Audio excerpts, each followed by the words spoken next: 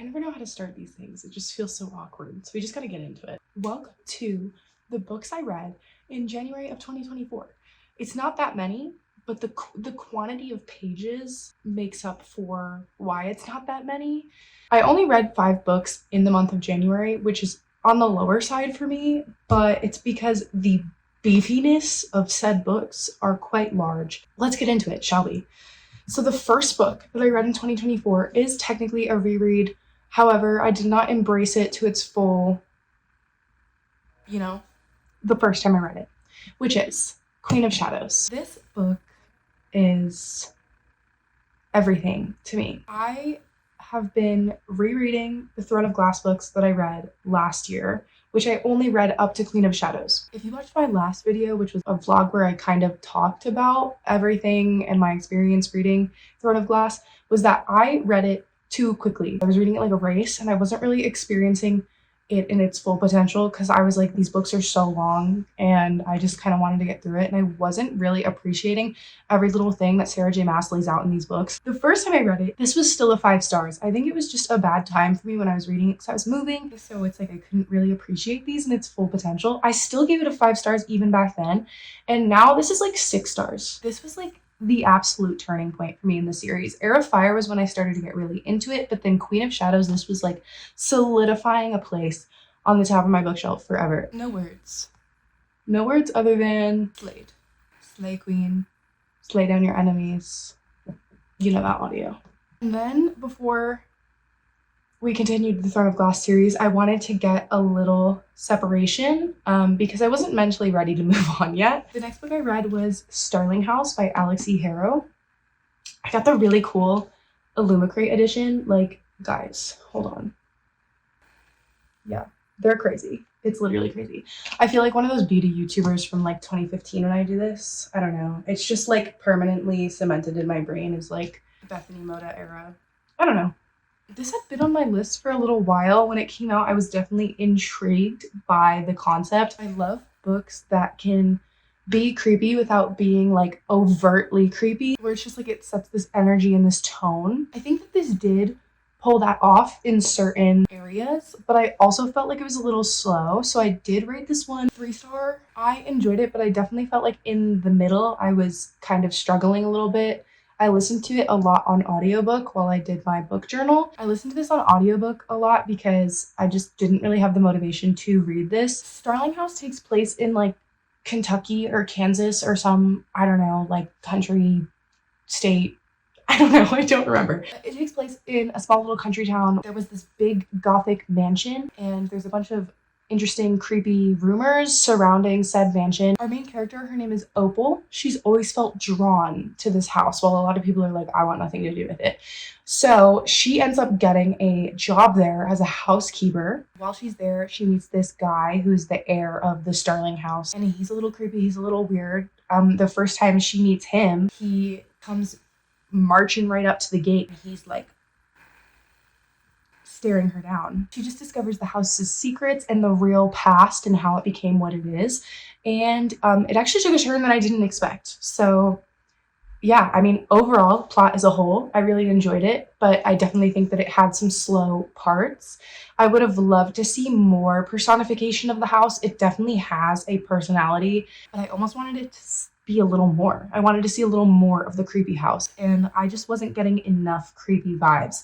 And I know that that's my criticism for a lot of books surrounding this kind of style, like Gothic horror, and I know that I'm hard to creep out. So take that with a grain of salt. The next book that I read was on my Kindle. It was an arc for The Invocations by Krystal Sutherland. It is out now. I think it came out on January 30th. If you like witches, if you like girl power, if you like dark supernatural things, you would enjoy this book. It follows 3 girls who are all involved or seeking out magic in some way, shape, or form. The first girl, her sister was murdered by a serial killer, and she cannot accept that. And so she's looking to bring her sister back from the dead. Then we have the second girl. She makes a deal with a demon. It doesn't go correctly, and now she's cursed. When I say cursed, I mean like stuff like literally dies and rots around her because her soul was not tethered in the correct way. So she is trying to look for a solution to fix her issue. The last girl is a witch, and she is an invocation writer, which is when they trade a small piece of their soul for something from a demon. So like whether that's power, to be healed, whatever. So she writes those for other women that are in desperate situations and feel like they need to do that and give up a piece of their soul. She's also having an issue because all of her clients are now being murdered. All three of their paths come together, and then they realize that their quest is not as separate as they once thought they were. I gave this book 4 stars. All 3 of the characters were so immensely different, but they were all so likable in their own separate ways. I love murder mystery, I love supernatural, and I think that this combined those 2 genres very, very well. I wrote a whole review for this book on Goodreads because I did receive an advanced reviewer's copy. So if you want to check out the full rating on Goodreads, you can. Krystal Sutherland is going to be one of those authors where it's just like, if she writes it, I'm going to read it, because she really does capture that unsettling undertone feeling very, very well, and I love that in books. And now on to the last 2 books that I read in January, because we read them in tandem: Empire of Storms, Tower of Dawn. I don't even know how to describe the experience that these books gave me. I would like to say I was judgy too soon. Without going into any spoilers, if you haven't read it, is it follows a character that is not the main character for the whole book. Like, the main character is not in this book, or most of the other main characters. This is like one major supporting character and their storyline, while this is all of the other main characters and their storylines. I was very surprised by how much I liked this book. It introduces a new character and I loved them, and the storyline ended up being way more interesting than I expected. I rated it a 3.75. That's pretty good, honestly. I mean, it got a higher rating than Starling House. Like, I did not expect this. This was a nice surprise. This one, it gave exactly what I wanted it to and exactly what I expected it to.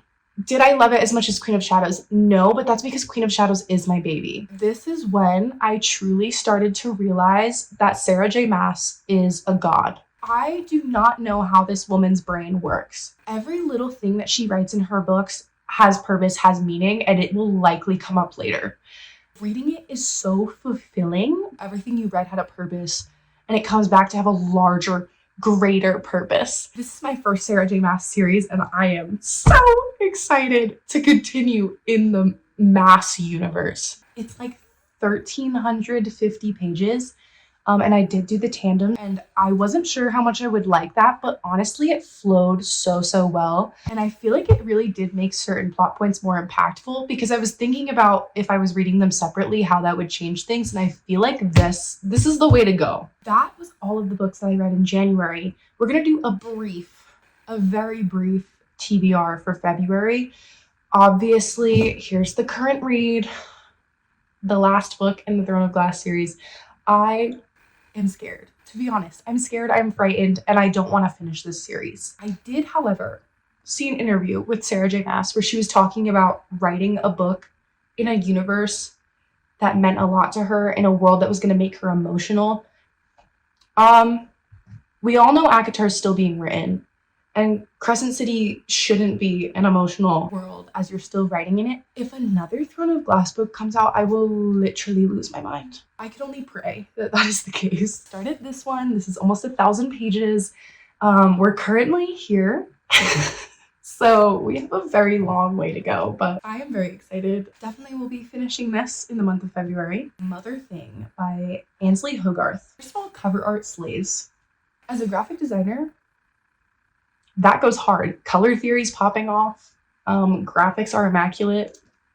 Besides the point, this is about a woman and her husband, and they move in with the girl's mother-in-law. Her mother-in-law hates her. Quite frankly, she's a bitch to her. The mother-in-law takes her own life. Then she starts haunting her from the grave. She said, "You're not escaping me." The husband's going into a depression. The girl's being haunted by her mother-in-law, and she's trying to literally destroy her life and everything she loves. That's the basic premise.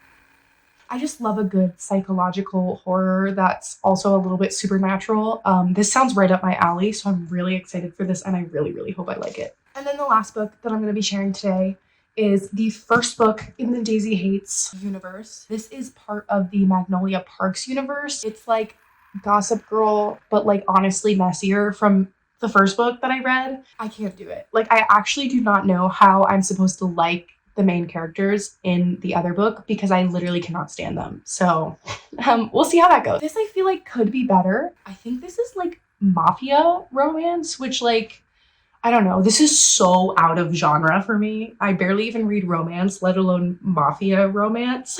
I feel like I might be a Daisy Haites girl. I mean, it can't be worse than Magnolia Park's relationship. Like, they have to have a little bit of a better relationship. Guns and all, mafia and all. This is definitely a mood read. Like, this has to be a mood read because the way that this gives me agita reading these series. What do we read for if not to experience pain? You know? That was all the books I read in January and some of the books I may or may not be reading in February because you never know with me. If you have any creepy, unsettling, thriller, supernatural type books, if you have a recommendation that falls in that category, please let me know because I am searching so desperately for books like that. Thanks for watching. Let me know if you've read any of the books and wish me luck while I finish Kingdom of Ash. Peace out.